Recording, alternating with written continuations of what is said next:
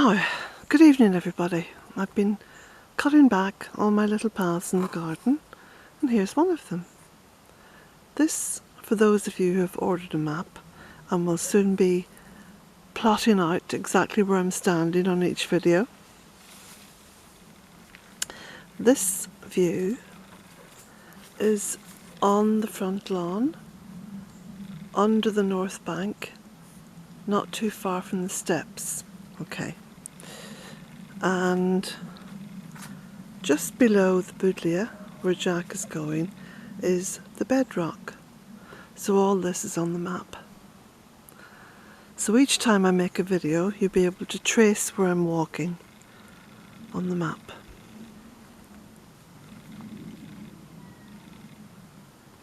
It's rather beautiful and cool here. It's lovely. And looking right up there at those beautiful birch trees. They're lovely. That little bit of sky, blue sky, a little bit of cloud. Ever so gentle. But wow, what a hot day. What a hot, hot day.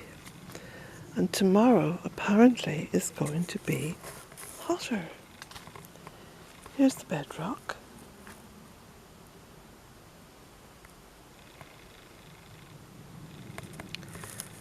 That's a little woodland path. Some of the beautiful birch trees. There's an oak tree in there as well.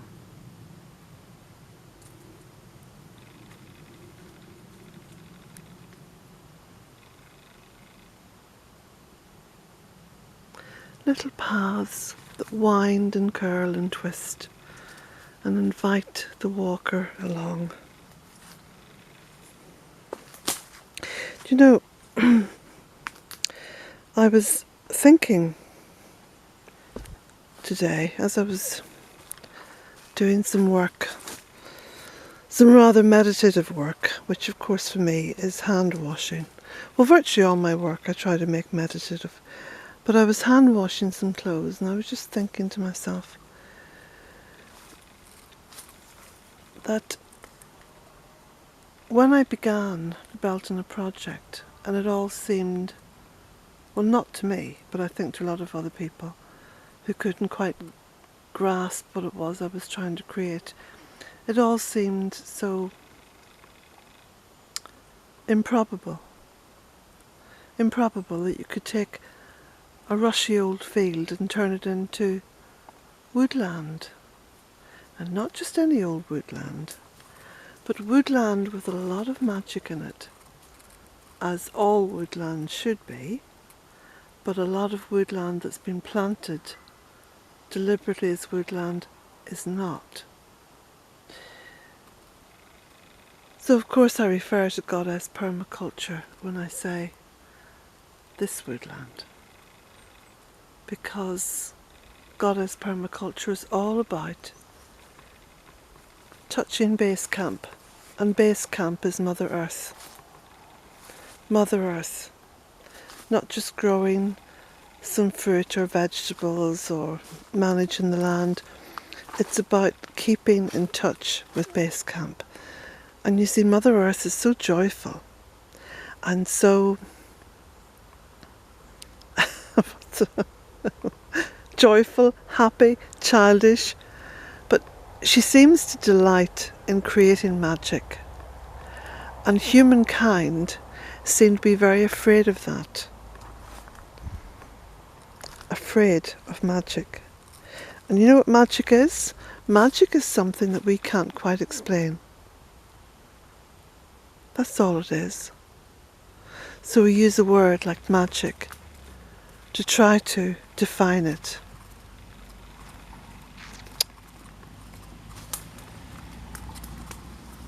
It's a car next door. It's like looking at this little field maple tree. That looks so magical. And when you look back at the illustrations of fairy stories, So you look at the works, say, of Arthur Rackham, and Rackham could see the magic in Mother Earth, you see. And so he transferred that onto paper, so we could see it too. But I think to see the magic, you've got to look through the eyes of a child, and every person has a child in them. I have my inner child.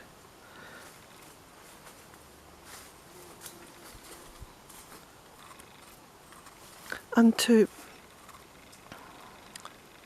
plant a woodland like this wasn't deliberate in terms of I am going to plant a woodland.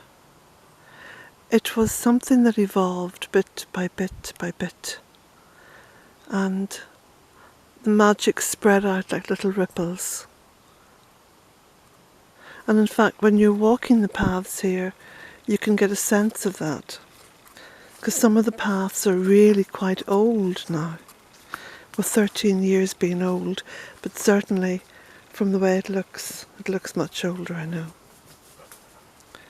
And then when you go into the newer parts, that's the parts at the very edge of all those ripples of magic, where the planting continues to a certain extent.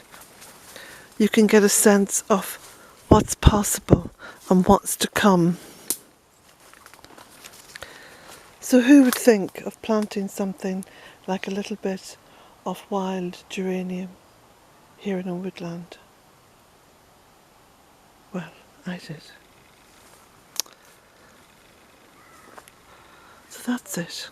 Here we go again. This battery is flashing.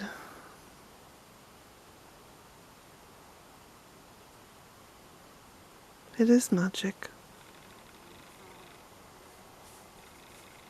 It is the most beautiful magic. And you know, I think we all need to have things that we can't explain. I think we all need to nurture that magic, nurture that sense of magic, and wonder, just pure wonder. And that way we keep connected to the inner child.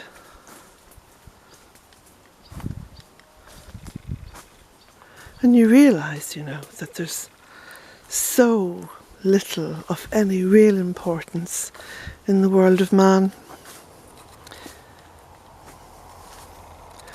All the huffing and puffing, all the toing and froing, all the economic growth,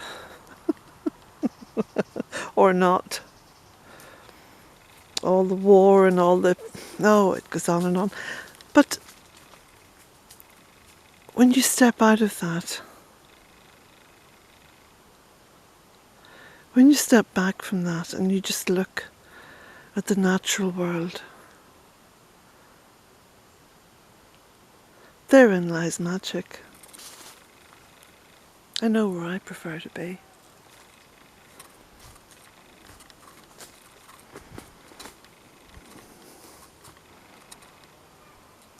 Now, I'm just going to keep this running until it gives up the ghost.